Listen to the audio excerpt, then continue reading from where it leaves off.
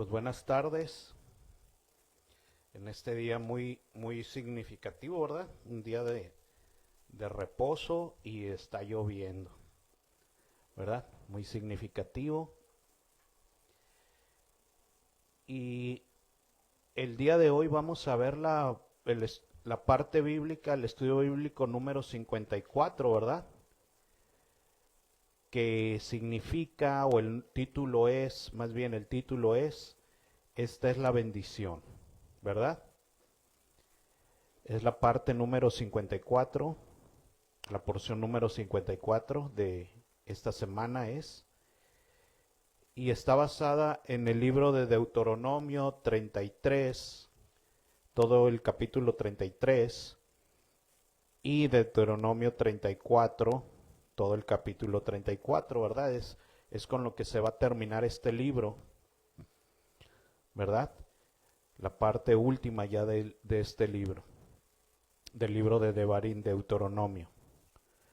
Otras lecturas para este estudio, el libro de Josué, capítulo 1, verso 1 al 18, que es el libro que continúa, ¿verdad? Cronológicamente e históricamente, ¿verdad? En el plan de Dios, la entrada de Israel a la tierra de la promesa, al lugar de reposo, al reposo del Señor. Está también el libro de Mateo, capítulo 17, verso del 1 al 9, el libro de Lucas, capítulo 9, del 28 al 36, el libro de Marcos, capítulo 9, verso del 2 al 10, y el libro de Judas, ¿verdad? Lo que es el verso del 3 al 10 del capítulo que tiene, capítulo 1. Y otras lecturas que vamos a añadir, ¿verdad? En el contexto. Recordemos que el día de mañana es la fiesta de Sukkot, ¿verdad? La fiesta de Sukkot es la entrada al octavo día, ¿verdad? Son 7 días de Sukkot, 7 días de fiesta, y la entrada al octavo día, no se le olvide eso. El octavo día en las Escrituras significa un nuevo comienzo, ¿verdad? La eternidad, que se acabó el ciclo de 7, pero empieza otro ciclo, otra vez, eternamente, la eternidad. Eso es lo que significa ese octavo día, un nuevo comienzo, ¿verdad? Y bueno, ese es el contexto también que vamos a ver el día de hoy, ¿verdad? Sabiendo que mañana es el día de la fiesta, ¿verdad? De Sukkot. Muy bien, pues vamos a comenzar primero, la primera parte, estudiando el libro de Deuteronomio, capítulo 33. El contexto de esta parte es cuando Moisés está bendiciendo a las tribus, ¿verdad? A Israel, porque él ya está para morir y no va a entrar con Israel a la tierra de la promesa. Los está bendiciendo sabiendo que ellos van a entrar, ¿verdad? Con las labores ya encomendadas, capítulos anteriores, ¿verdad? Con las advertencias ya dichas en capítulos previos, pero ahora es un tiempo para darles bendición, ¿verdad? Para bendecirlos en el nombre del Señor. Sabiendo esto, vamos a comenzar el capítulo 33, verso 1. Esta es la bendición con la cual Moisés, varón de Dios, bendijo a los hijos de Israel antes de que muriese. Y dijo: el Señor vino de Sinaí y de Seir, les esclareció, resplandeció desde el monte de Param, y vino entre 10 millares de santos, ¿verdad? Aquella vez que el Señor vino a encontrarse con Israel, ¿verdad? En el Sinaí. Con la instrucción, ¿verdad? Con la ley, la Torá, de fuego en su mano derecha. Esto es muy significativo, porque nos está diciendo que la instrucción de Dios es una instrucción de fuego, ¿verdad? Y que la traía en su mano derecha. Todo lo que hemos visto en las parashá anteriores, ¿verdad? Todo lo que hemos aprendido, concuerda con esto, que la ley, la instrucción de Dios es como fuego, es una ley que es de fuego, ¿verdad? Porque viene a consumir nuestra carne. Así es la instrucción de Dios para nuestras vidas, para que no hagamos lo que quisiésemos, ¿verdad? Viene esa instrucción dada por Dios y sí es de fuego, consume nuestras vidas, ¿verdad? Y al obedecerla vamos a morir cada vez más a nosotros mismos. Esa ley de fuego va a estar consumiendo lo que no debe existir en nosotros. Como el fuego que quema en el altar, ¿verdad? Los cuerpos de los sacrificios, sus carnes, sus entrañas, ¿sí? Todo aquello que era consumido en el altar, en holocausto, ¿verdad? Que tenía que desaparecer, que ser hecho cenizas. Así es la ley de Dios, ¿verdad? Tiene que consumir lo que tiene que ser quitado de nuestras vidas. Por eso Pablo dice, ¿cómo supiera yo qué cosa es pecado, qué cosa está mal delante de Dios, si no conociera su instrucción, ¿verdad? No lo podría saber. Pero como sí existe, pues entonces sí lo puedo saber. Y ya no tengo excusa. Aún amó a su pueblo. Todos los consagrados a él estaban en su mano. Mucha atención aquí. Todos los consagrados a él estaban en su mano. Por tanto, ellos siguieron en sus pasos, recibiendo dirección de él. Aquí vemos algo también muy concreto de parte de Dios. Los que están en su mano, ¿quiénes son? Los consagrados. Esos están en su mano.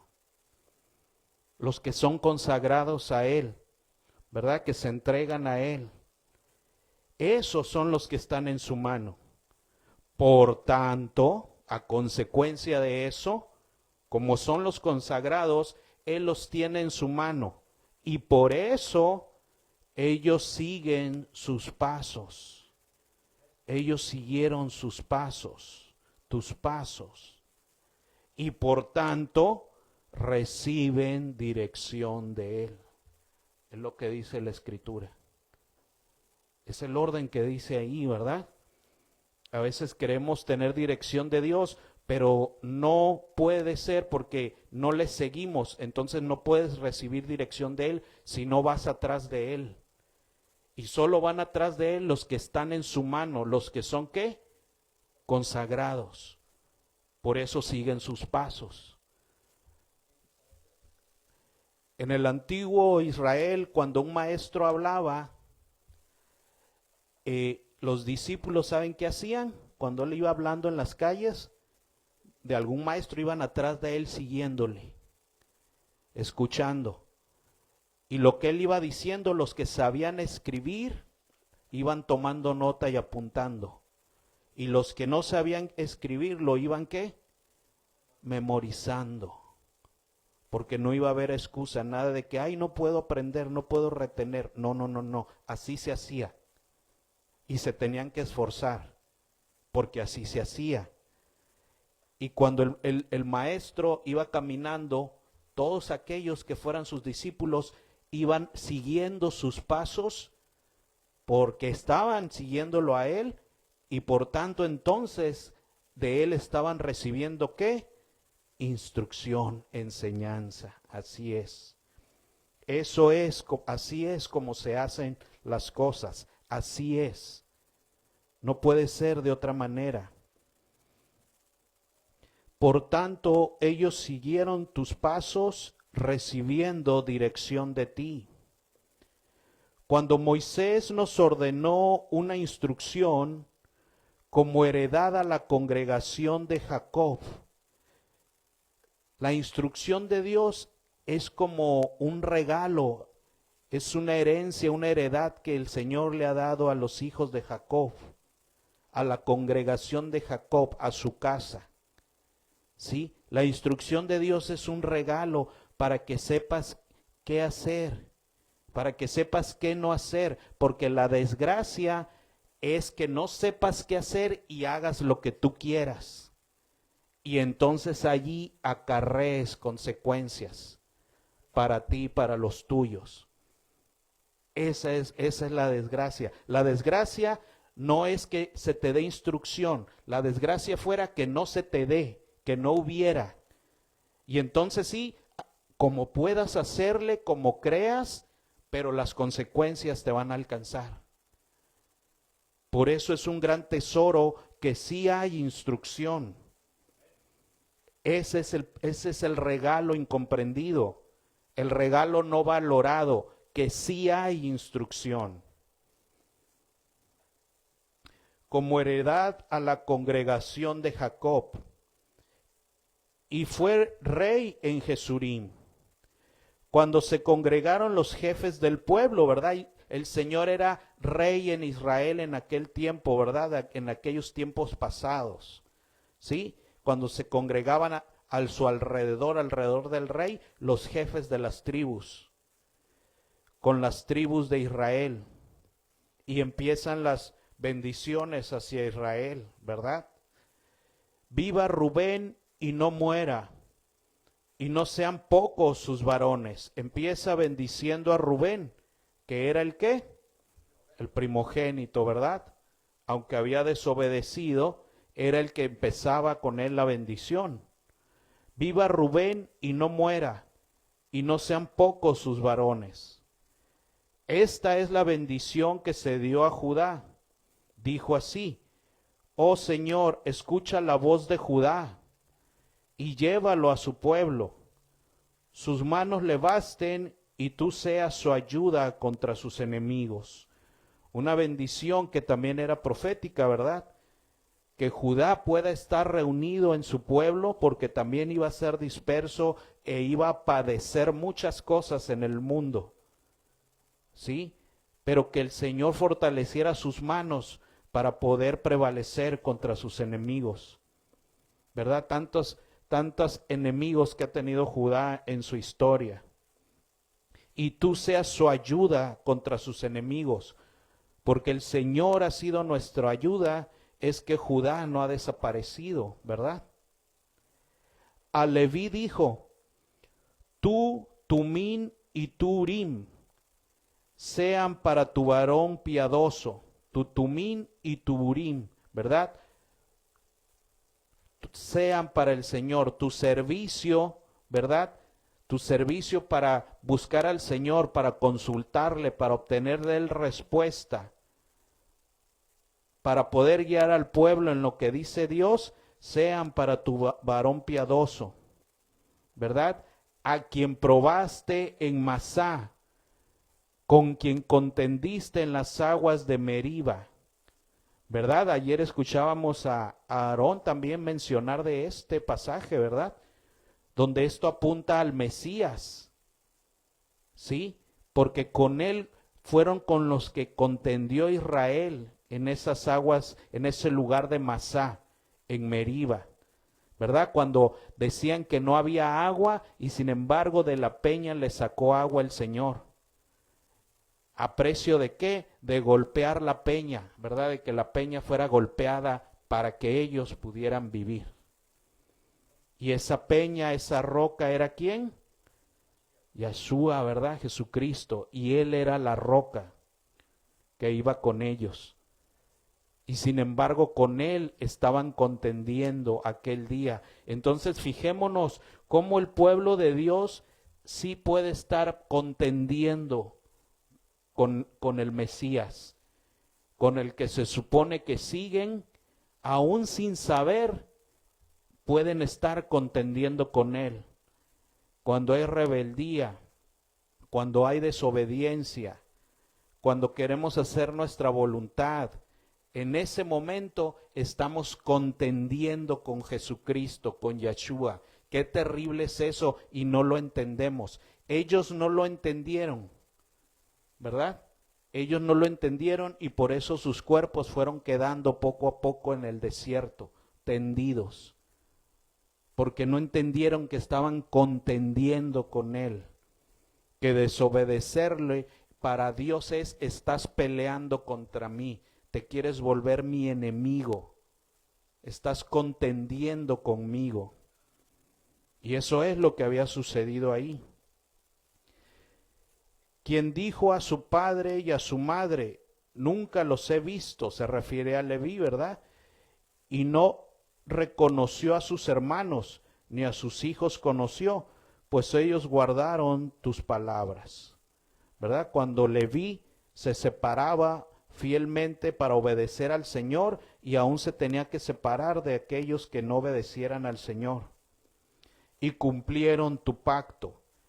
Ellos enseñarán tus juicios a Jacob y tu ley a Israel, ¿verdad? Era parte del sacerdocio esos deberes, ¿verdad? Esas obligaciones. Bajar lo que Dios decía al pueblo, instruirle y guiarle, ¿verdad? Pondrán incienso delante de ti y el holocausto sobre tu altar. Bendice, oh Señor, lo que hicieren, y recibe con agrado la obra de sus manos. Hiere los lomos de sus enemigos y de los que lo aborrecen, para que nunca se levanten. A Benjamín recordemos que era el pequeño, ¿verdad? A Benjamín dijo: el amado del Señor habitará confiado cerca de él, lo cubrirá siempre y entre sus hombros morará. Vemos, ¿verdad?, que el Señor le promete a Benjamín como a hijo pequeño que no lo va a desamparar y que va a cuidar de él, ¿verdad? Como al hijo más pequeño. Y recordemos que eso se cumplió, porque aún con un Israel disperso, menguado, ¿verdad?, donde solo quedaba Judá bajo el yugo romano, hubo una persona de Benjamín que fue instrumento para el Señor, ¿verdad? ¿Se acuerdan? ¿Quién era?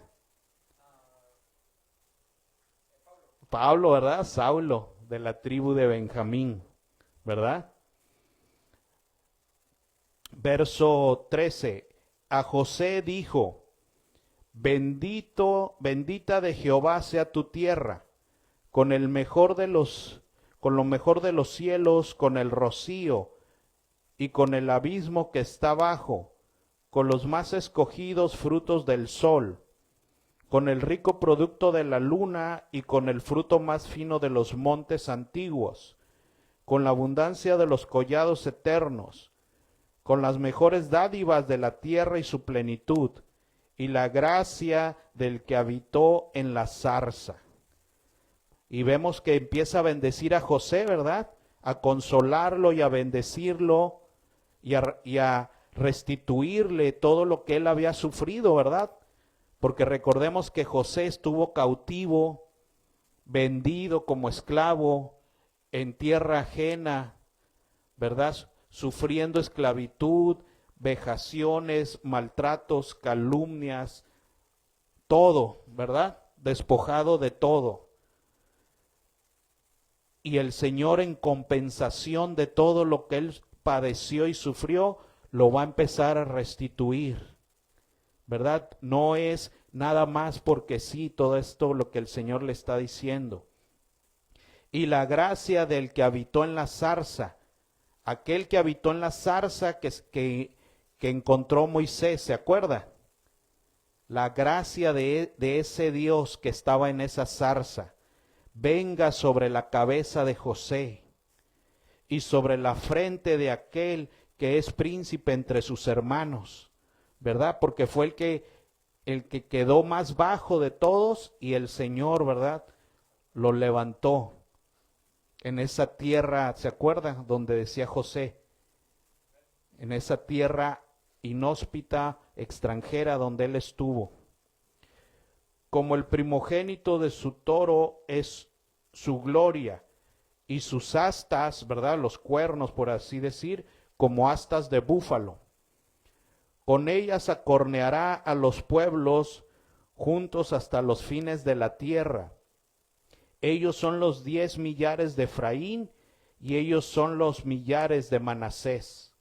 ¿Verdad? De ese José lo está comparando con un búfalo que tiene 2 cuernos, ¿verdad? Que son su orgullo, todos los animales de ese tipo, ¿verdad? Su orgullo, su potencia está en sus cuernos, con lo que golpean a sus enemigos. Y esos 2 cuernos, esas 2 astas, vienen siendo Efraín y Manasés, ¿verdad? Sus hijos, ¿verdad? Cada uno de sus hijos viene a ser uno de esos cuernos que él posee. A Zabulón dijo: alégrate, Zabulón, cuando salieres, y tú, Isaacar, en tus tiendas.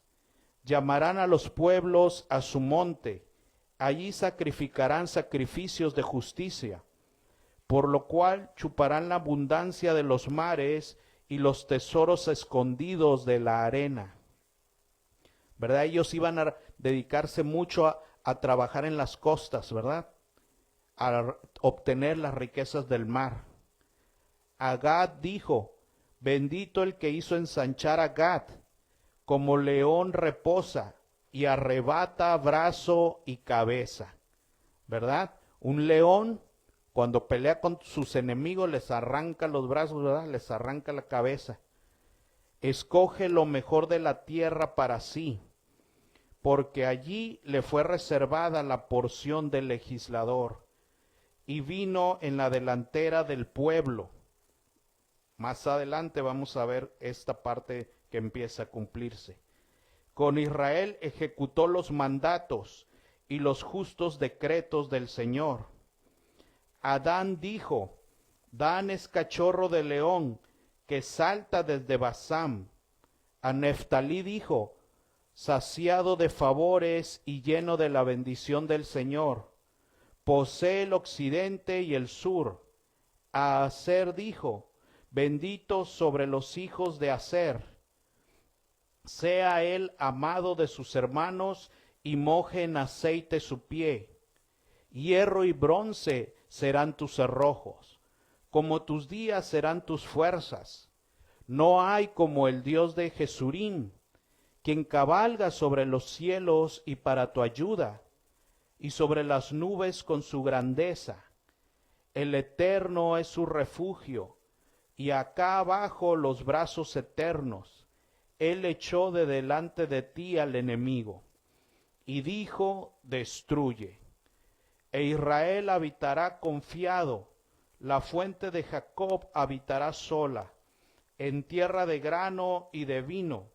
También sus cielos destilarán rocío. Bienaventurado tú, oh Israel, ¿quién como tú? Pueblo salvo por el Señor, escudo de tu socorro y espada de tu triunfo. Así que tus enemigos serán humillados, y tú hollarás sobre sus alturas. ¿Verdad? Aquí vemos todas las bendiciones para Israel. Vamos al capítulo 34. Muerte y sepultura de Moisés. Vemos que ya iban a pasar a otra etapa, ¿verdad? A la etapa de entrar a la tierra de la promesa de la mano del Mesías, ¿verdad? Del Mesías Josué. Y que entonces Moisés, ¿verdad? Ya había cumplido su parte, ¿verdad? Y ya iba a morir.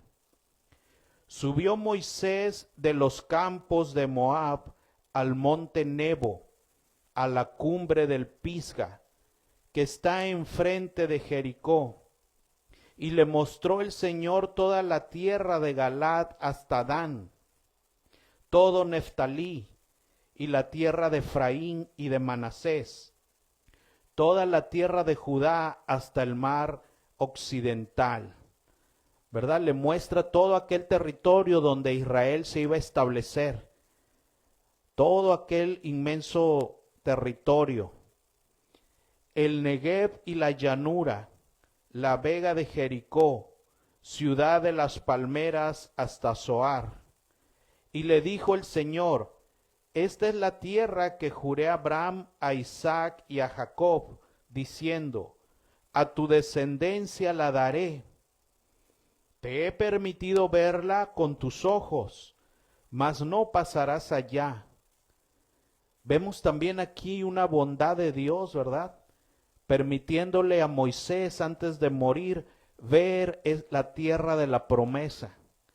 Y Dios le ratifica que por la promesa hecha a Abraham, a Isaac y a Jacob, aunque Moisés ya no esté, aunque no lo vea con sus ojos, el Señor le iba a cumplir la promesa, ¿verdad? A Israel, para que Moisés pueda morir en paz.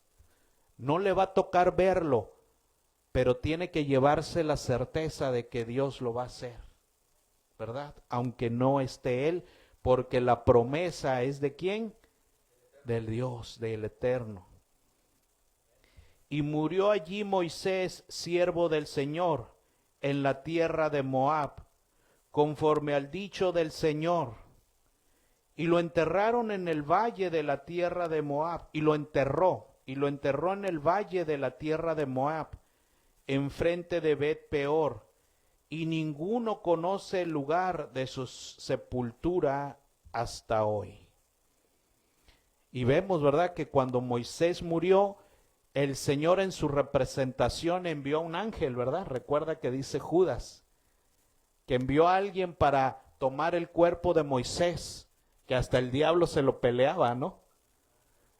Y ese lo enterró en algún lugar, ¿verdad? En representación del Señor, enterró su cuerpo en algún lugar que nadie jamás supo. Era Moisés de edad de 120 años cuando murió.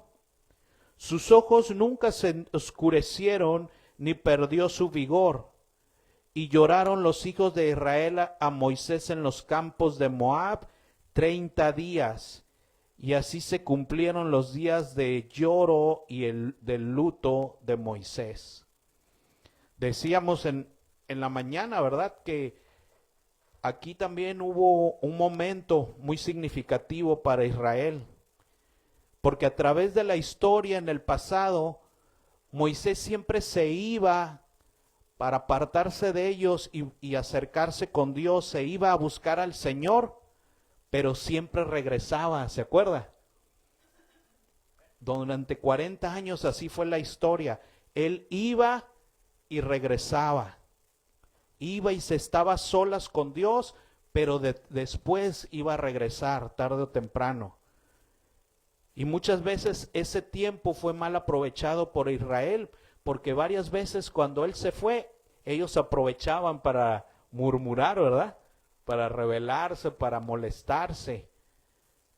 Y aquí también Moisés subió a ese monte con Dios. La diferencia es que de aquí ya no regresó. Ese día ya fue diferente para Israel. Ese día Moisés se fue para ya no volver más. ¿Sí? Ese día se fue a un encuentro con Dios del cual ya no regresaría. Y Israel tuvo que llorarlo 30 días, ¿verdad? Por su ausencia, hicieron luto por él. Y Josué, hijo de Nun, fue lleno del espíritu de sabiduría, porque Moisés había puesto sus manos sobre él. Y los hijos de Israel le obedecieron e hicieron como el Señor mandó a Moisés, ¿verdad? Porque Israel tenía que obedecer a Josué el Mesías, ¿verdad?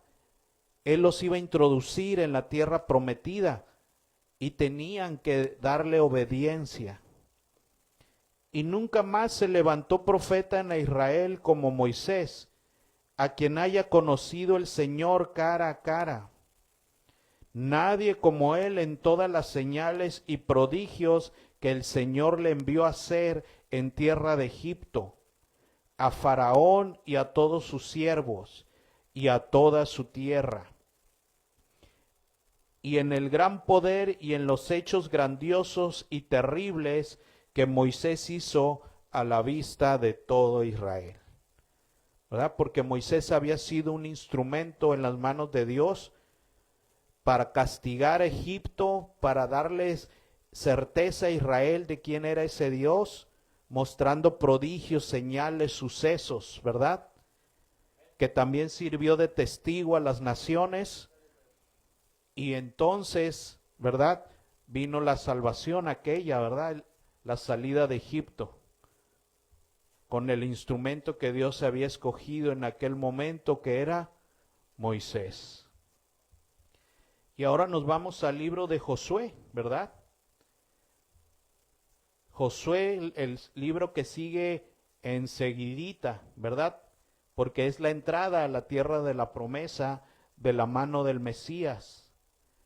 Aconteció después de la muerte de Moisés, siervo del Señor, que el Señor habló a Josué, hijo de Nun, servidor de Moisés, diciendo: mi siervo Moisés ha muerto. Ahora pues levántate y pasa este Jordán, tú y todo el pueblo, a la tierra que les doy a los hijos de Israel.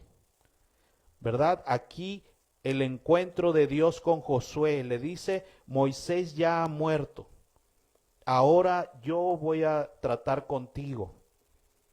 Ahora pues levántate, pasa el Jordán, tú y este pueblo, ¿verdad? En ese momento Josué está recibiendo, ¿verdad?, el encargo de Dios de llevar al pueblo a la tierra de la promesa. Yo os he entregado, como lo había dicho a Moisés, todo lugar que pisare la planta de vuestro pie, desde el desierto y el Líbano hasta el gran río Éufrates, toda la tierra de los Heteos hasta el gran mar, donde se pone el sol, será vuestro territorio. Nadie te podrá hacer frente en todos los días de tu vida. Como estuve con Moisés, estaré contigo. No te dejaré ni te desampararé. Esfuérzate y sé valiente, porque tú, ¿verdad, Josué? Repartirás a este pueblo por herencia la tierra de la cual juré a sus padres que la daría a ellos. La tierra de la promesa, ¿verdad? La tierra de reposo. Solamente esfuérzate y sé muy valiente para cuidar de hacer toda la instrucción que mi siervo Moisés te mandó. No te apartes de ella ni a la izquierda ni a la derecha, para que seas prosperado en todas las cosas que emprendas. Nunca se apartará de tu boca este libro de instrucción, sino que de día y de noche vas a meditar en él, para que guardes y hagas conforme a todo lo que está en él escrito, porque entonces harás prosperar tu camino y todo te saldrá bien. Mira que te mando que te esfuerces y seas valiente. No temas ni desmayes, porque el Señor tu Elohim, tu Dios, estará contigo donde quiera que vayas. Y Josué mandó a los oficiales del pueblo diciendo: pasad por en medio del campamento y mandad al pueblo diciendo: preparaos comida, porque dentro de 3 días van a pasar al Jordán. El Jordán, ¿verdad? Prepárense comida y esperen 3 días, porque van a cruzar el Jordán, ¿verdad? El cruce a la tierra de la promesa, el cruce a la tierra de reposo, que el Señor vuestro Dios os da en posesión. También habló Josué a los rubenitas y gaditas, y se acuerda que a Gad se le había dicho que iba a ser de los primeros, ¿verdad? Que iba a guiar y que iba a ser legislador y hacer que se cumpliera lo dicho por el Señor. Era lo que Moisés había dicho anteriormente.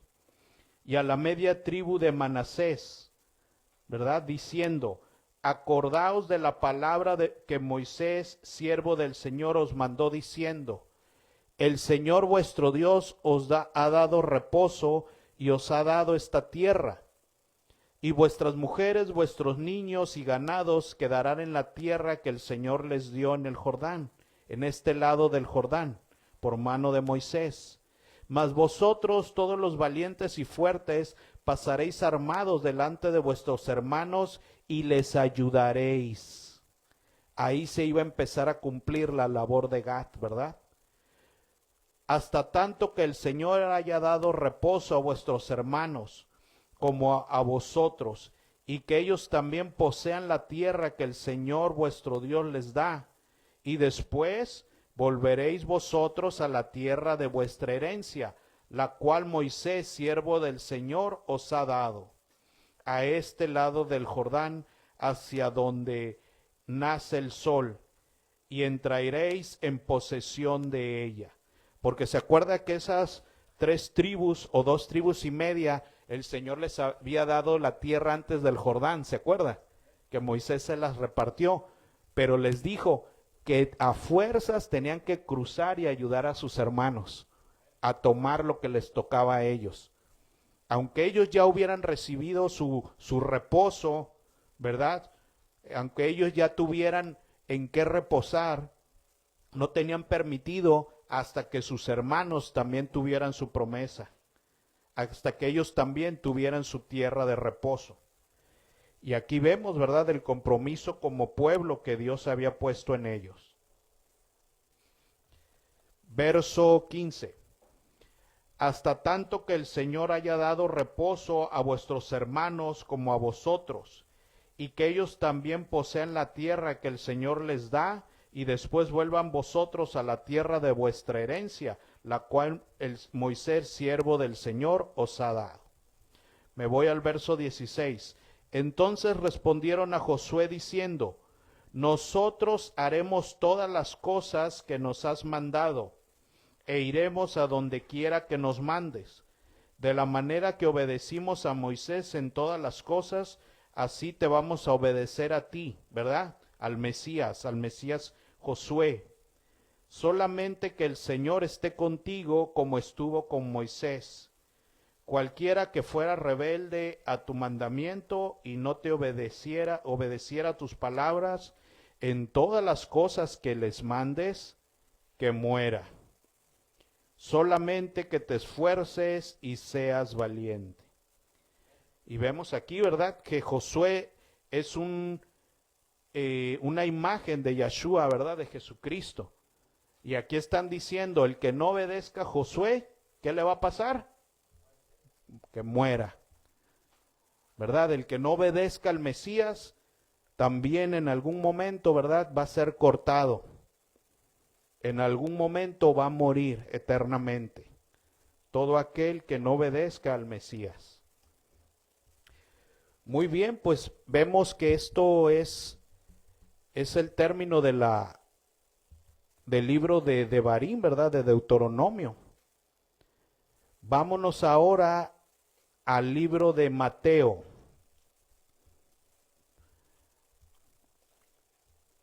Recordemos que Moisés, ¿verdad?, murió sin entrar a la tierra de la promesa, sin entrar al reposo del Señor. ¿Verdad? Él, por algo que él hizo, no alcanzó, ¿verdad?, a llegar hasta el final, por así decir. Se quedó corto. Solo pudo contemplar de lejos, ¿verdad?, la tierra de la promesa. Y también hubo otro personaje que también en su camino con Dios también se quedó corto en algo. ¿Se acuerda del profeta Elías? Que el Señor quería usarlo para poner orden en Israel, ¿se acuerda?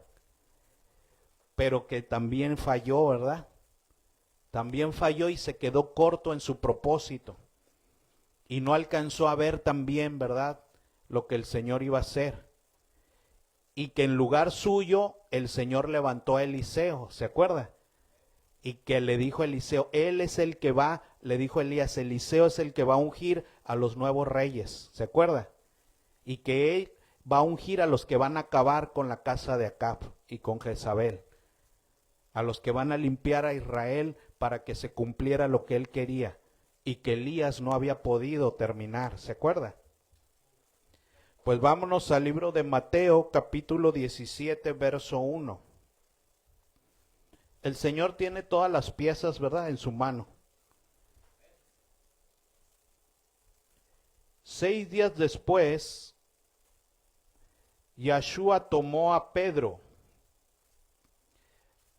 a Jacobo y a Juan, su hermano, y los llevó aparte a un monte alto. Y se transfiguró delante de ellos, y resplandeció su rostro como el sol, y sus vestidos se hicieron blancos como la luz. Y he aquí les aparecieron Moisés y Elías. ¿Verdad? Sabemos que Moisés y Elías también representan lo que es la Torá, ¿verdad? La instrucción, y Elías a los profetas. Pero ambos se habían quedado cortos, ¿verdad? Ambos se habían quedado cortos en su ministerio. Los dos no habían alcanzado a llegar a la meta. ¿Sí? Y ahora tenían un encuentro con Yeshua, ¿verdad? Y hablando con él. Entonces Pedro dijo a Yeshua: Señor, bueno es para nosotros que estemos aquí. Si quieres, hagamos aquí 3 enramadas, una para ti, otra para Moisés y otra para Elías. Mientras él aún hablaba, una nube de luz los cubrió. Y he aquí una voz desde la nube que decía: Este es mi Hijo amado, en quien tengo complacencia. A él oíd. En ese momento, ¿verdad? Moisés y Elías estaban delante del que lo cumple todo, ¿verdad? Del que sí iba a hacer lo que otros no habían podido hacer, ¿verdad? Cumplir todo, totalmente. El cumplimiento estaba ahí, ¿verdad? Todo lo profetizado, todo lo que la instrucción apuntaba, todo era él, ¿verdad? Y lo estaban viendo ahí. Estaba con ellos. Y todavía viene el testimonio del Padre, ¿verdad? Cuando ellos están haciendo preparativos, vamos a hacer esto, vamos a hacer otro, el Señor les dice: este que está aquí, este es, ¿verdad? Mi Hijo amado. En él tengo complacencia. Él es el que sí me pudo complacer en todo, el que llenó todas mis expectativas, el que me deja satisfecho en todo y no se queda corto en nada.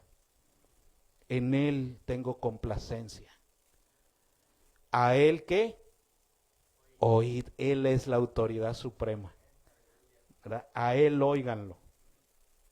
Al oír esto, los discípulos se postraron sobre sus rostros y tuvieron gran temor. Entonces Yeshua se acercó y los tocó y dijo: levantaos y no temáis. Y alzando ellos los ojos, a nadie vieron sino solo a Yeshua. Cuando descendieron del monte, Yeshua les mandó diciendo: no digáis a nadie la visión, hasta que el Hijo del Hombre resucite de los muertos. Y vemos ahí, ¿verdad?, este encuentro que tuvo Yeshua con ellos, con Moisés y con Elías, que por fin estaban viendo el cumplimiento de lo prometido, ¿verdad? Ellos dos que no habían podido terminar su obra encomendada, por fin pudieron ver, ¿verdad?, al ansiado esperado, a la promesa hecha hombre, ¿verdad?, delante de ellos. Gracias al Señor, ¿verdad?, por su bondad. Aún con ellos ahí, ¿verdad?, les permitió conocer al Mesías. Muy bien, pues vemos aquí también, ¿verdad? Los estudiosos dicen que todo esto se estaba llevando en tiempo de Sucot, que por eso es que los apóstoles se les ocurrió hacer ¿qué? Una azúcar, ¿verdad? Una enramada para ellos. Y ahora pasamos, ¿verdad?, a recordar de que mañana en la tarde pasamos a festejar el 8º día, ¿verdad?, de la fiesta de Sucot. Son 7 días, ¿verdad?, de fiesta, y luego cruzamos al 8º día, ¿verdad? El 8º día en las Escrituras viene siendo símbolo ¿de qué? De la eternidad, ¿verdad? De algo nuevo, de un nuevo comienzo. Porque se acababa la semana 7 días y el 8º día también era el principio ¿de qué? de otro, ¿no? De otra semana. Por eso en Sucot tenemos 7 días de fiesta y todavía un octavo día. Porque también en el tiempo futuro, ¿verdad? Después de que se cumplan los 7,000 años de esta creación, ¿verdad? 6,000 años encargada a los hombres, luego 1,000 años en que el Mesías la va a gobernar. Terminando los 7,000 años, vamos a entrar a la eternidad, ¿verdad?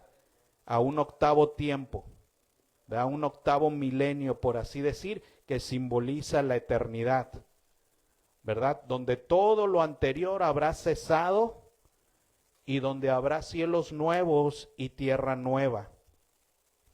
Eso es lo que el mensaje, ¿verdad?, de la fiesta de Sucot.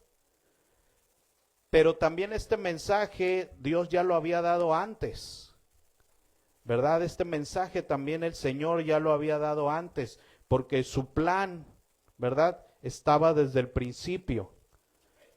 Sabemos que esa azúcar también es ejemplo de ¿quién? De Jesucristo, de Yeshua, ¿verdad? Esa azúcar donde estaremos protegidos, ¿verdad?, en su presencia, celebrando ahí con Él, guardados, ¿verdad?, bajo su azúcar. Y algo similar ya había hecho Dios, ¿verdad? Vámonos al libro de Génesis, capítulo 6. Vamos a conocer más a Dios, el cual es el Señor de todo, ¿verdad? Todas las cosas son para servirle a Él. Todas las cosas son para servir a su Hijo. Vámonos al libro de Génesis, capítulo 6.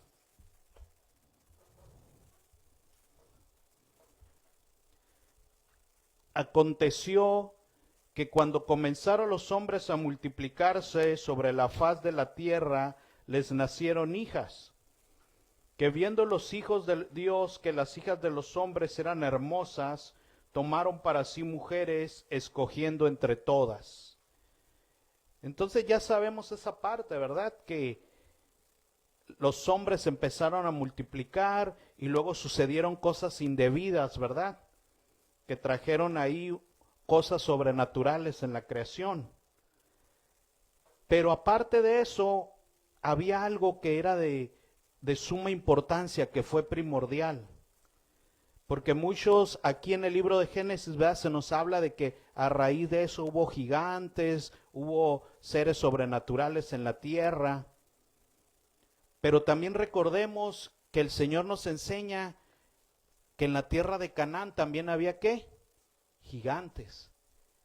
Pero que si Israel hubiera obedecido, eso no hubiera importado, ¿se acuerda? Si Israel hubiera obedecido, no importa que hubiera gigantes, porque su obligación era haber peleado contra los gigantes, haber obedecido a Dios, y el Señor les hubiera dado la victoria. ¿Se acuerda cuando el Señor lleva a Israel a conocer a los descendientes de Saúl y a los descendientes de Lot, y que les dice, ellos también pelearon con gigantes, ¿se acuerda? Para poder tener esa tierra que yo les di. ¿Se acuerda que eso lo vimos en una parashá? Entonces el problema no era que hubiera gigantes o no, el problema es que hubieran obedecido a Dios, ¿verdad?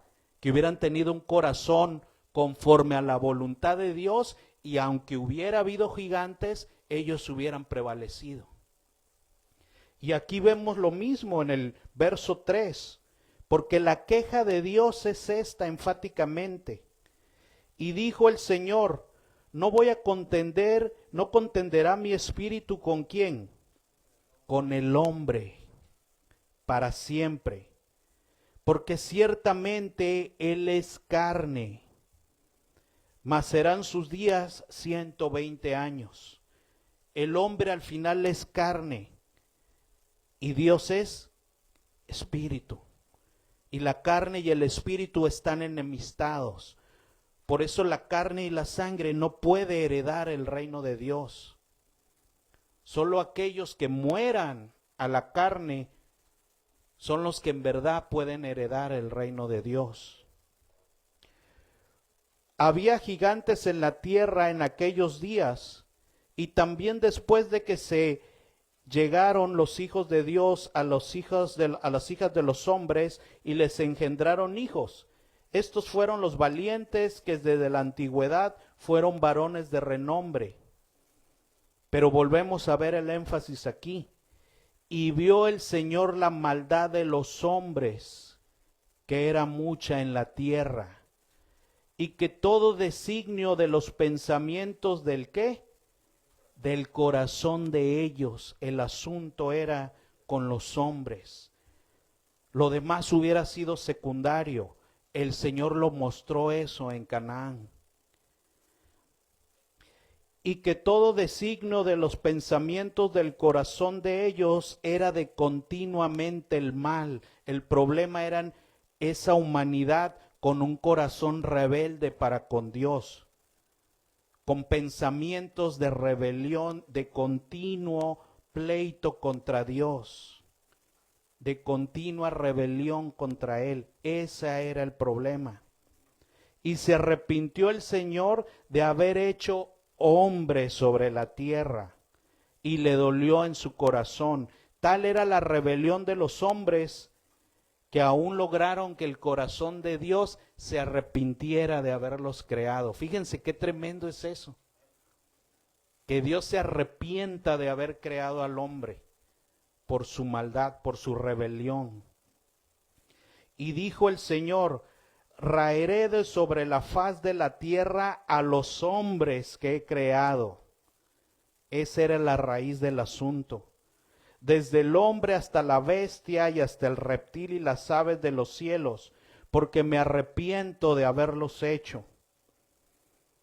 Pero Noé, uno entre millones, pero Noé halló gracia ante los ojos del Señor. Uno que sí, que no tenía un corazón de rebelión, que no tenía pensamientos de continuamente el mal. Estas son las generaciones de Noé. Noé, varón justo, contrario a todos los demás. Era perfecto en sus generaciones. Con Dios caminó Noé. Para que él caminara con Dios es que estaban ¿qué? De acuerdo. ¿Caminarán dos sin que estén de acuerdo? Pues no. Este era un hombre que estaba de acuerdo a la voluntad de Dios, que tenía un corazón diferente al de los otros. ¿Sí? Por eso caminaba con Dios. Y engendró Noé 3 hijos, a Sem, a Cam y a Jafet. Y se corrompió la tierra delante del Señor, y la tierra estaba llena de violencia. Y miró el Señor la tierra, y he aquí que estaba corrompida, porque toda carne había corrompido su camino sobre la tierra.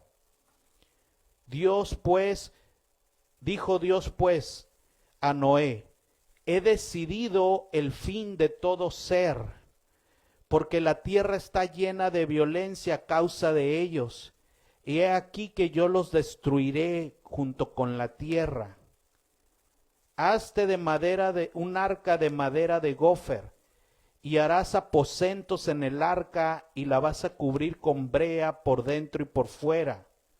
Vemos que Dios había decidido exterminar, ¿verdad?, a todo lo viviente, destruirlos junto con la tierra.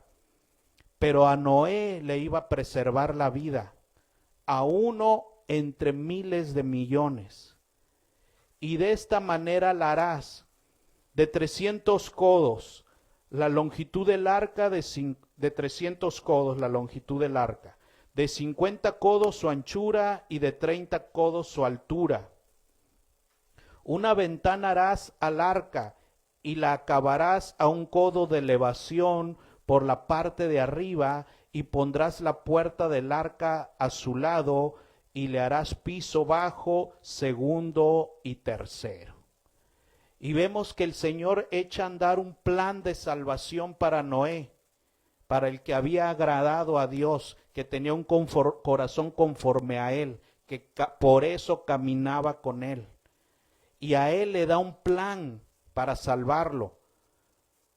Pero Noé tenía que hacer su parte. Porque el Señor le da instrucciones. Vas a hacer esto, esto y esto y esto. Eso te toca hacerlo a ti, ¿verdad? Vas a ponerle una ventanita hasta arriba y todas las instrucciones, ¿verdad? Y en esa empresa estaban unidos Dios y Noé, los dos juntos, ¿verdad? Porque caminaban juntos. He aquí que yo traigo un diluvio, esa parte me toca a mí, Noé, ¿verdad? Te estoy diciendo el plan. Te quiero salvar, a ti te toca hacer esto, construir el arca para que ahí se metan tú y los tuyos y lo que yo te diga. Y mi parte yo voy a traer un diluvio de agua sobre la tierra para destruir toda ¿qué? Toda carne en que hay espíritu de vida debajo del cielo. Todo lo que hay en la tierra morirá. Mas estableceré mi pacto contigo y entrarás en el arca, tú, tus hijos, tu mujer y las mujeres de tus hijos contigo. ¿Sabe cuántas personas eran? 8 personas. 8 personas. Esas 8 personas pasarían a una tierra nueva. Todo lo demás iba a desaparecer y ser destruido, pero esos 8 iban a pasar a una tierra nueva, a volver a comenzar un nuevo comienzo, como un octavo día. Esos 8 simbolizaban el volver a empezar, el limpiar todo y comenzar otra vez una etapa nueva. Y de todo lo que vive, de toda carne, 2 de cada especie meterás en el arca, para que tenga vida contigo macho y hembra. De las aves según su especie, de las bestias según su especie, de todo reptil de la tierra según su especie. 2 de cada especie entrarán contigo para que tengan vida.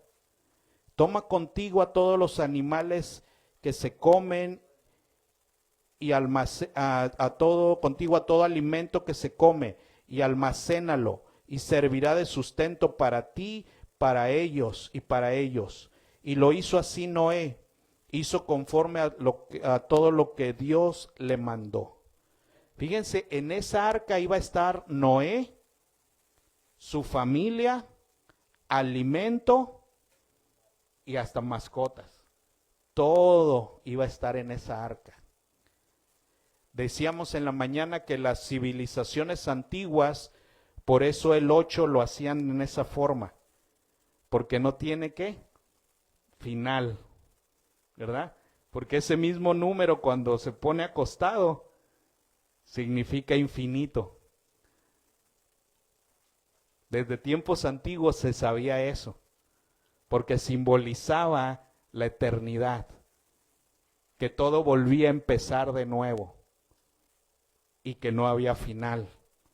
Y en esa arca Dios iba a meter a esas 8 personas con sustento y alimentos y animales.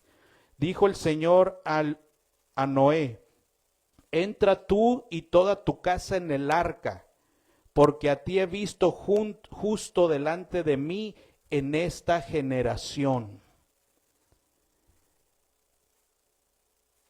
Les digo una cosa aquí, les hago una pregunta. De toda esa familia, ¿a quién se dirigió Dios? Al Padre, ¿verdad? A la cabeza. Vas a hacer esto para que todos los de tu casa sean salvados. Vemos a Dios hablando directamente a Noé, al que tenía gracia delante de él, a un hombre conforme al corazón de Dios, que por eso caminaba con Dios. Y por eso Dios le dice: vas a hacer esto y toda tu casa entonces será salvada. Y Noé, imagínense lo que tardó construyendo esa arca. ¿Se imaginan? Todo el tiempo que pasó él construyendo esa arca por obediencia a Dios. Y en esa arca entonces iban a ser salvados los de su casa. ¿Sí? Vemos ahí el orden de Dios otra vez, establecido desde el principio. Padres, aquellos que están aquí, aquellos que nos ven, ustedes tienen el respaldo de Dios. ¿Sí? Nada más caminen con Dios, obedezcan su voluntad. Quieren construir un arca donde su casa alcance salvación, busquen a Dios, obedézcanlo y Dios los va a ayudar para que todos los de su casa entren ahí. Pero también aquí un mensaje, porque esos hijos y esas nueras se salvaron porque siguieron ¿a quién? Al padre, a Noé. Porque lo siguieron, porque antes así eran los hijos y los padres, ¿sí o no? Los hijos obedecían la instrucción de los padres, ¿sí? Los seguían. No se discutía la instrucción de los padres. Imagínense entonces, si no será de gran bendición, padres que obedecen a Dios, que conocen verdaderamente las Escrituras, obedecen a Dios, e hijos que obedezcan al Padre. Entonces todos entran en el arca. ¿Sí?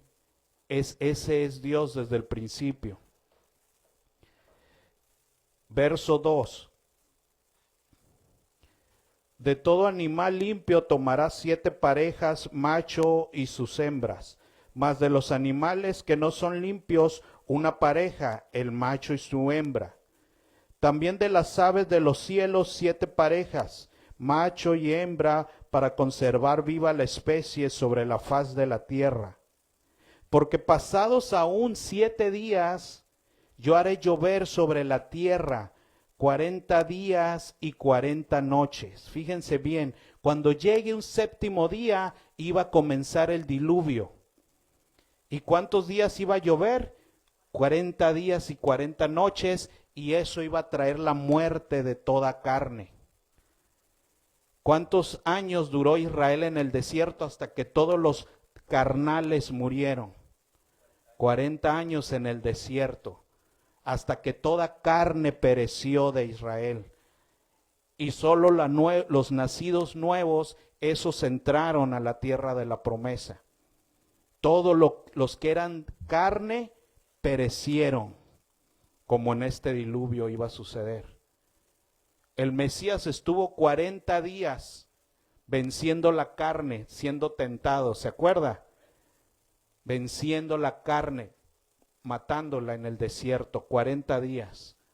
Y aquí Dios iba a hacer daba el mismo mensaje desde el principio, porque iba a haber una lluvia de 40 días y 40 noches y toda carne iba a perecer, salvo aquellos que estaban en el arca, esos 8 que entrarían a un nuevo comienzo, a una tierra nueva y cielos nuevos.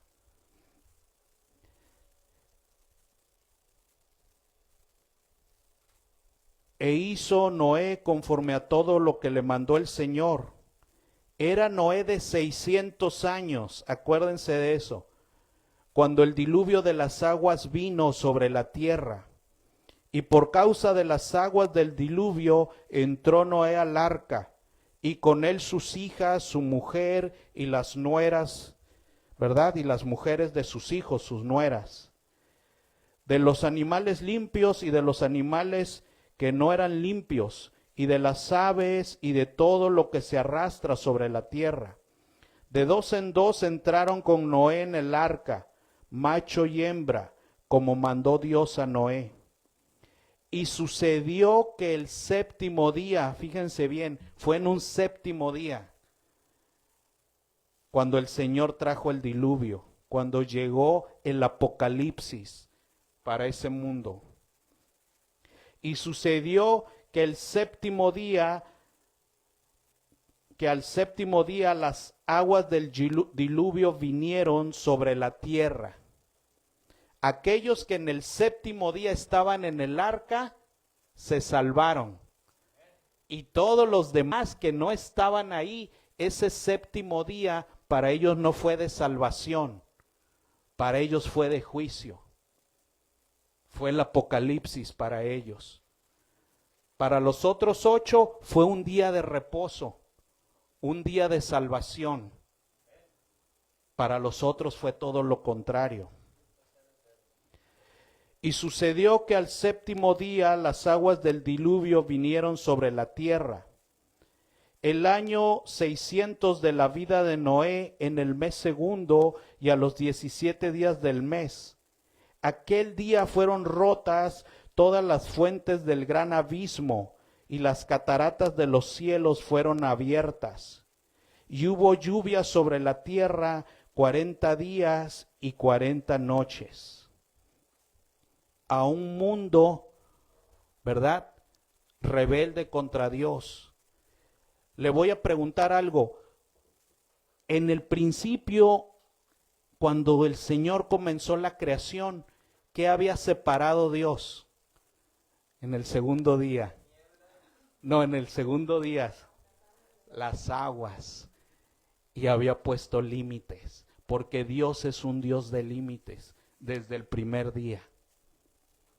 Dios es un Dios de límites desde el primer día.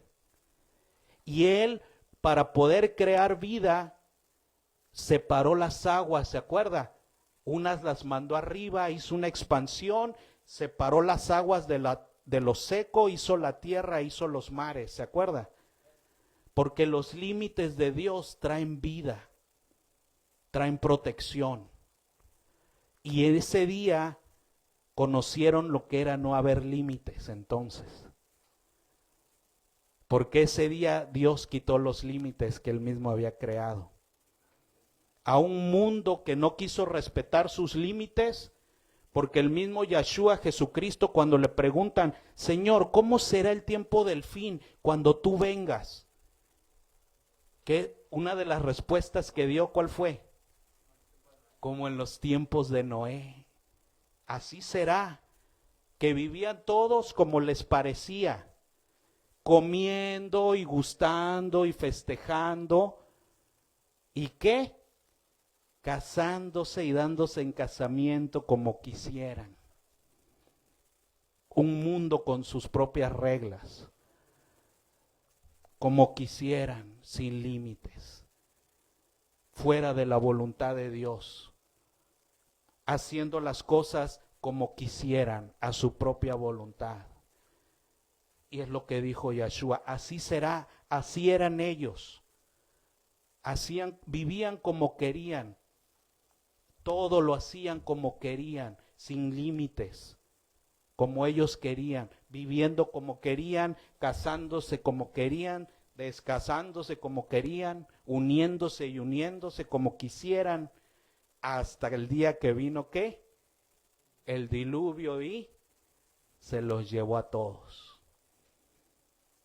Eso dijo Yeshua.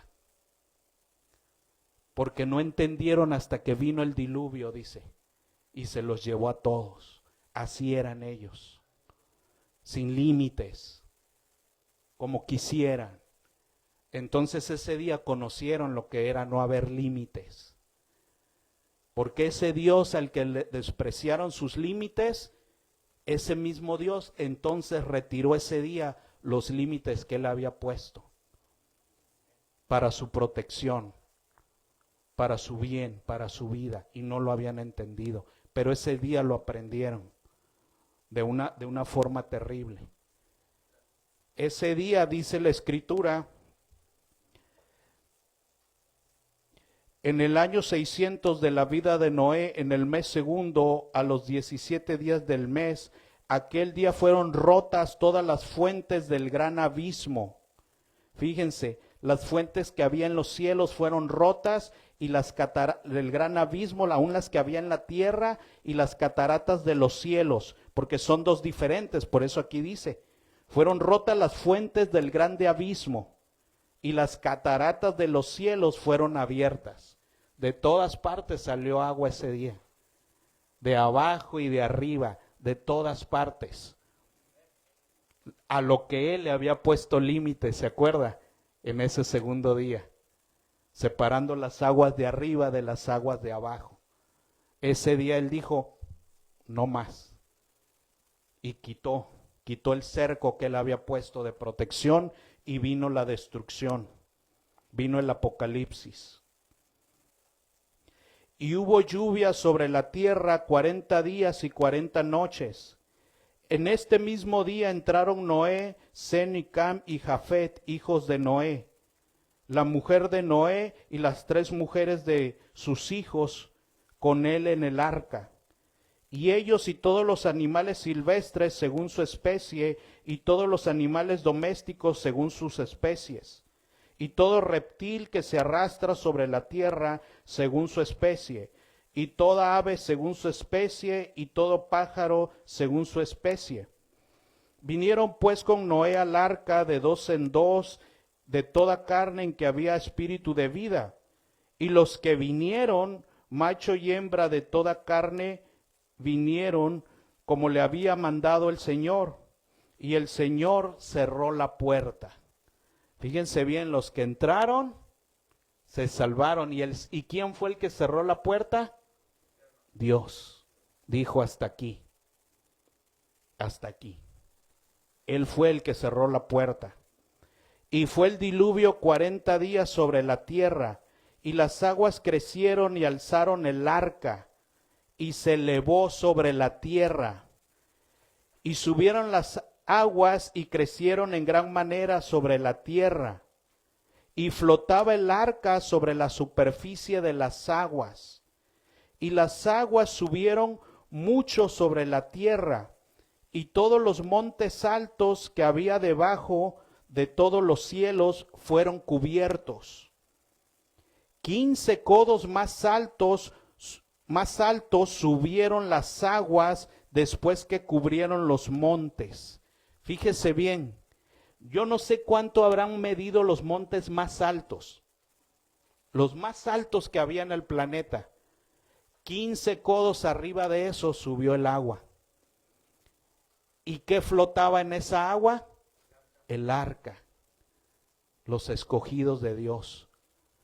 Dios levantó a sus escogidos ese día, a los que estaban en pacto con Él, los levantó sobre todo, sobre toda la creación. Aún lo más alto quedó 15 codos abajo de ellos.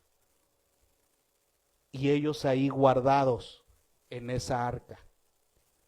En ese tiempo, para todos los que estaban fuera, fue el apocalipsis. ¿Se imagina usted?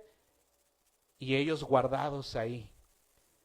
Habían entrado en esa arca en un 7º día. Y ahí estaban guardados por el Señor. Decíamos en la mañana que millones murieron. Porque acordémonos que eran personas que vivían siglos, ¿se acuerda? Vivían 300, 400, 500 años, 600 años. Imagínese todos esos años teniendo hijos, reproduciéndose y luego los otros también teniendo. Eran miles, millones. ¿Sí? Millones de personas perecieron ahí. Millones. Gente que vivía siglos conoció la justicia de Dios esa vez. Y jóvenes, ahí había jóvenes como ustedes, adolescentes también, antidiluvianos, jóvenes también, 10 veces más fuertes que ustedes, bien fuertotes, bien sanotes, había ahí, y también perecieron por su rebeldía. Toda carne pereció. También los había ahí. Y también había señores grandes, viejitos, viejitas, ancianos, todos rebeldes también contra Dios, también perecieron ahí. Toda carne pereció. A todos el Señor, cuando llegó el tiempo, les cerró la puerta. Dijo, no más. nada más los 8 que entraron. Esos van a cruzar a una tierra nueva, a un mundo nuevo, a otra etapa. Todos los demás, toda la otra carne perecerá. Toda esa carne rebelde perecerá. Y así sucedió. El Dios del cielo lo hizo.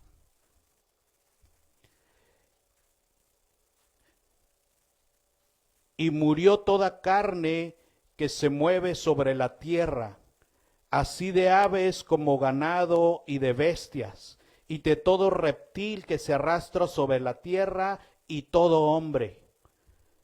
Todo lo que tenía aliento de espíritu de vida en sus narices, todo lo que había en la tierra murió. Así fue destruido todo ser que vivía sobre la faz de la tierra, desde el hombre hasta la bestia, los reptiles y las aves de los cielos, y fueron raídos de la tierra, y quedó solamente Noé y los que con él estaban en el arca, esos 8. Y prevalecieron las aguas sobre la tierra 150 días. Y se acordó el Señor de Noé y de todos los animales y de todas las bestias que estaban con él en el arca. E hizo pasar Dios un viento sobre la tierra, y se disminuyeron las aguas. Y se cerraron las fuentes del abismo, y las criaturas de los cielos, y la lluvia de los cielos fue detenida. Y las aguas decrecieron gradualmente de sobre la tierra, y se retiraron las aguas al cabo de 150 días. Fíjense, 40 días de lluvia, más 150 días después, ya van 290. Y reposó el arca en el mes, ¿qué? Séptimo, dice ahí. En un mes séptimo reposó el arca, donde ellos estaban. Nosotros en el mes séptimo estamos festejando, ¿qué? Sukkot, ¿verdad? Sukkot, donde estamos reposando con el Señor, esperando esas nuevas tierras, ¿no? Ese cielo nuevo, esa eternidad con Él, para pasar al 8º día, para pasar a una eternidad con Él. Y reposó el arca en el mes séptimo, a los 17 días del mes, sobre los montes de Ararat. Y las aguas fueron decreciendo hasta el mes 10, y en el 10, al 1 del mes, se descubrieron las cimas de los montes. Fíjese, 3 meses después, el agua ya dejaba ver los montes. Llevaban 190 más 60, 200 y tanto, ¿no? Sucedió que al cabo de 40 días, todavía 40 días después, abrió Noé la ventana del arca que había hecho, y envió un cuervo, el cual salió y estuvo yendo y volviendo hasta que las aguas se secaron sobre la tierra. Envió también de sí una paloma para ver si las aguas se habían retirado de sobre la tierra. Y no halló la paloma donde sentar la planta de su pie, y volvió a él al arca, porque las aguas estaban aún sobre la faz de la tierra. Entonces él extendió su mano y tomándola la hizo entrar consigo en el arca. Esperó aún otros 7 días. Fíjense otra vez, Noé se espera otra vez 7 días. El conteo de 7 días es desde el comienzo, ¿se da cuenta? Desde el comienzo había un día de reposo en 7º día. Desde el comienzo el 7º día era algo especial. Dios actuaba en el 7º día, ¿sí? No es algo propio de un país, de una nación u otra.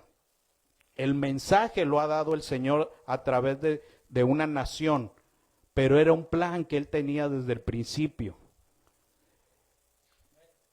Esperó aún 7 días y volvió a enviar la paloma fuera del arca, y la paloma volvió a él a la hora de la tarde.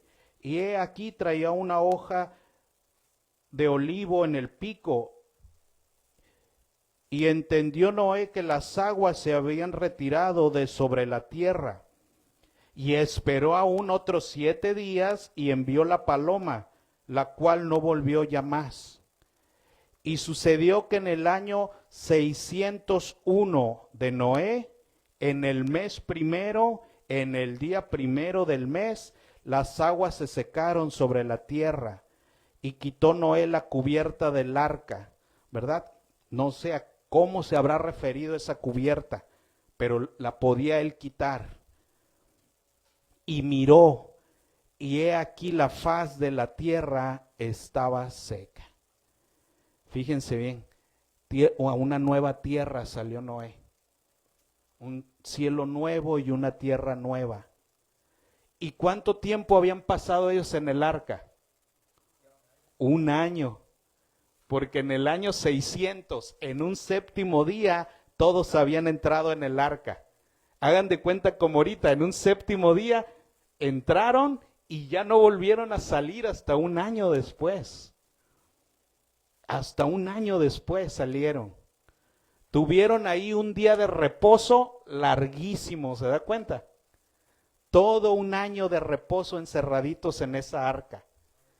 Toda la familia, los escogidos de Dios, con toda la provisión, los frutos, los animales, tuvieron su año sabático ahí, ¿se da cuenta?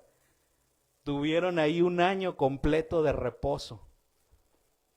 Todo lo que Dios ha estipulado de otras maneras, ahí se estaba cumpliendo también. Imagínense, en la mañana decíamos, hoy es día de reposo y está lloviendo. Y alcanzamos a llegar nosotros.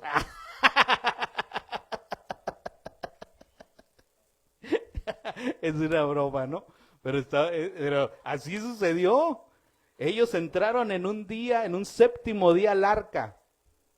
Y ya no salieron hasta un año después. Un año completo de reposo se aventaron ahí. Y cuando salieron, esos 8 salieron ya a una tierra nueva. Imagínense eso, todo lo que habían conocido, todo el mundo que ellos habían visto y conocido, cuando salieron ya no estaba. Ya no estaba, era otro mundo. Ya no estaban los millones de personas que ellos habían visto. Todo aquel mundo que ellos habían conocido en ese año que ellos estuvieron encerrados, desapareció. Y cuando salieron era otro mundo nuevo, donde solo estaban esos 8. Se aventaron un súper reposo ahí. Y he aquí que la faz de la tierra estaba seca. Y en el mes segundo, a los 27 días del mes, se secó la tierra.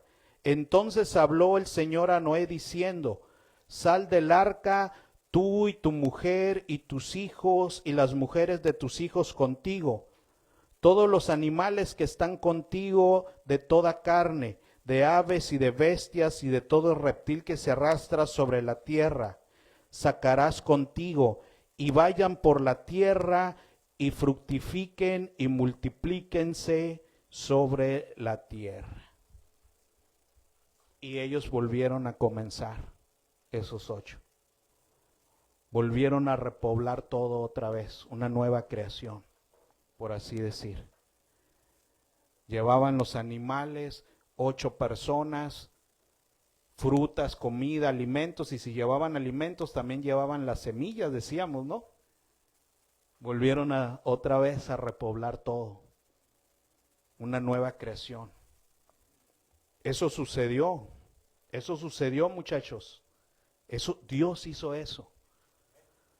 El Dios de la Escritura es real, Él hace esas cosas. Y hay que aprender la lección. Porque el Dios de la Biblia hace eso. Ya lo hizo una vez y vamos a ver que lo va a volver a hacer. Porque precisamente nosotros vamos a entrar a un nuevo comienzo, a un 8º día mañana. ¿Que no? Vamos a estar en un azúcar celebrando y vamos a cruzar al 8º día. Sinónimo de la eternidad, ¿verdad? De un nuevo comienzo para los escogidos. para los que sí aceptaron entrar.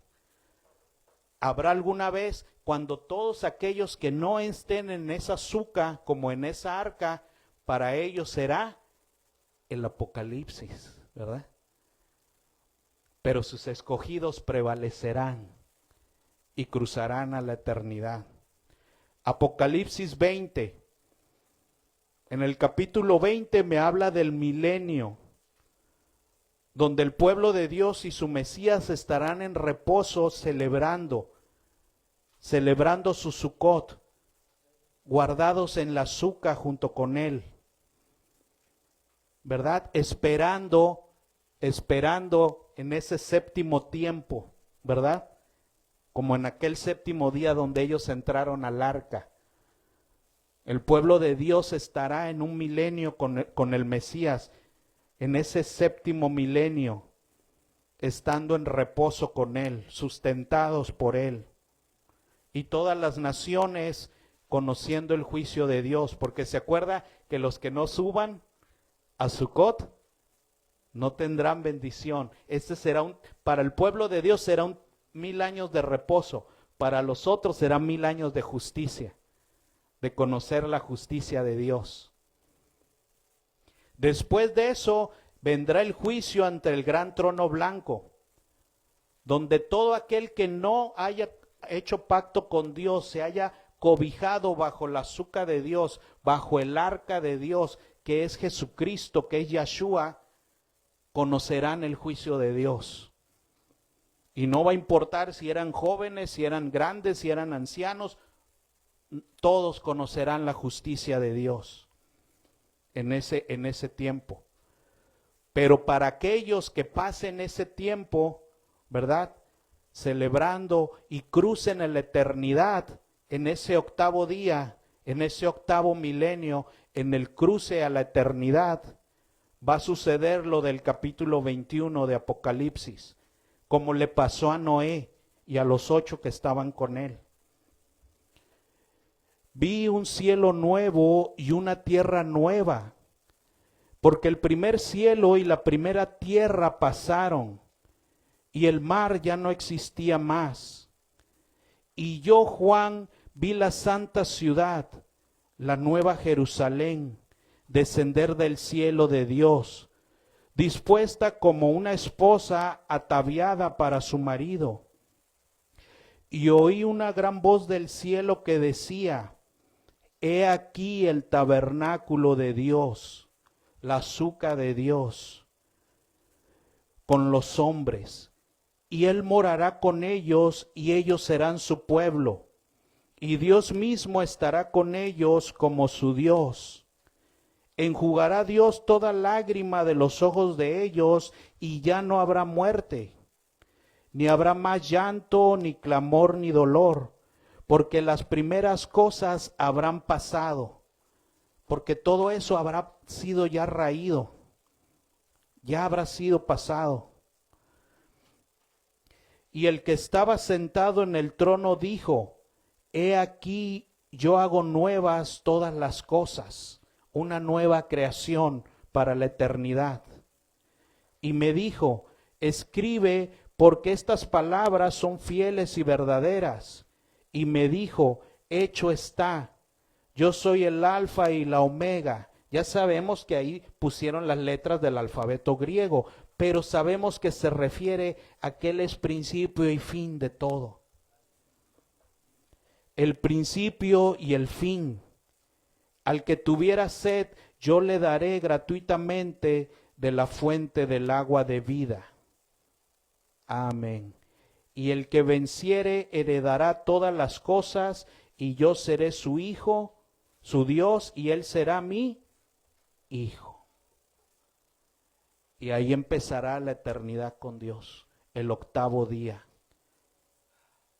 como le pasó a Noé y a esos 8, que salieron a un mundo nuevo. Lo que simbólicamente mañana nosotros vamos a celebrar, estando en la suca del Señor y cruzando a un octavo día, ¿verdad? En esperanza de cuando eso suceda otra vez, pero para siempre, esta vez, ¿verdad? Pero Dios ya lo hizo, ¿eh? Ya sucedió una vez. Lo va a volver a hacer, pero esta vez para siempre. Muy bien, pues ya saben mañana. Ahorita con esto terminamos.